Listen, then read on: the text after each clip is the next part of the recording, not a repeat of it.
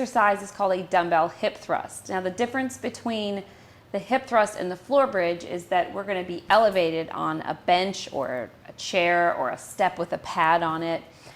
This is 12 inches, and this is Brett Contreras' glute bench, it's called. But you could use a regular bench if you'd like, or some kind of lower surface that has a little bit of padding on it.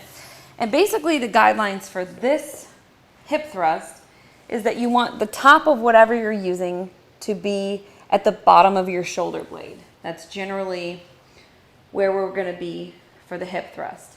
So if you're doing a body weight hip thrust, you're going to want to keep the chin tucked while you're doing this, and you're going to come up to where you're locking out the hips, keeping that chin tucked and squeezing the glutes.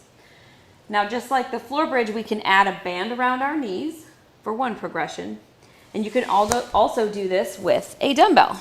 We're going to use our pad again, or our rolled up towel, or you don't have to really use anything at all if you don't want to, but it's going to be a little bit more comfortable with this. So remember, keeping the top of whatever we're leaning against to the bottom of our shoulder blades.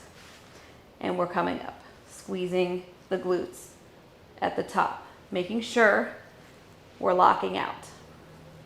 Now you do want to make sure that your bench or whatever you're using is against something stable. And if you find that you're sliding down, simply scooch back just a little bit when you're in that up position. And just try to keep that position through the entire exercise.